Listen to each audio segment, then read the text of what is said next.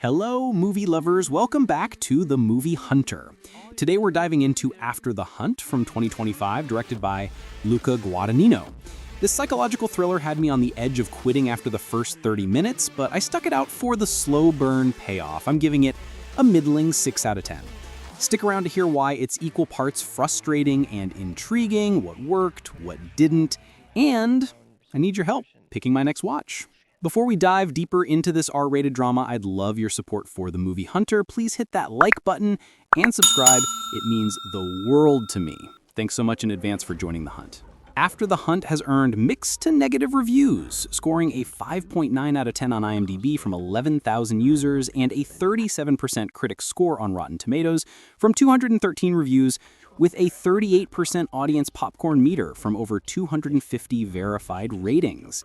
It premiered at the 82nd Venice International Film Festival on August 29, 2025, and hit U.S. theaters via Amazon MGM Studios on October 10, before streaming on Prime Video November 20.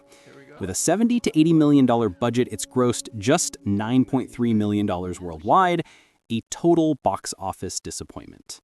Critics praise Roberts and Garfield's performances, but slam the pacing and overwritten script, calling it Guadagnino's weakest yet.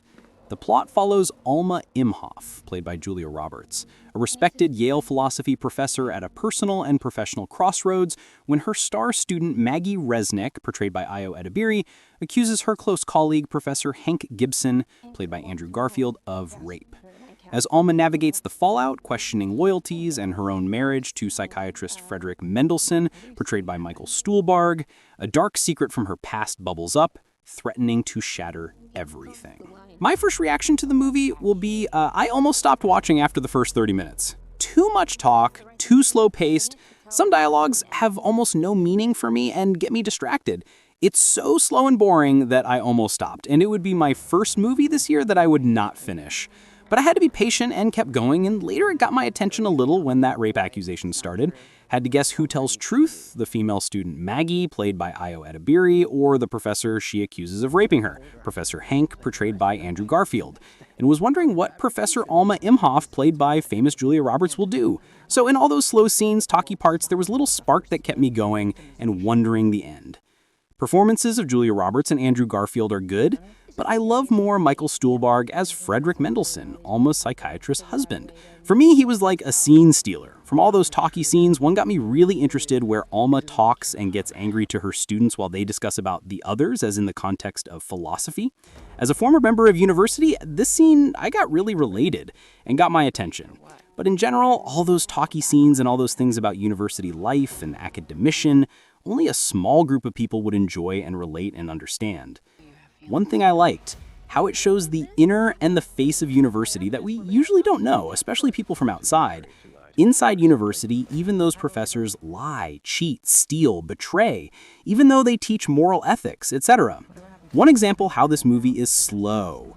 The intro in IMDb and other sites mention a dark secret from her own past threatens to come into the light. This happens after 1 hour and 30 minutes after movie starts, almost last 30 minutes. But in general, I got bored. Slow pace, some not interesting dialogues, just some spark of psychological thriller that only got me going. And with that slow-paced movie is 2+ hours and too many unnecessary long scenes.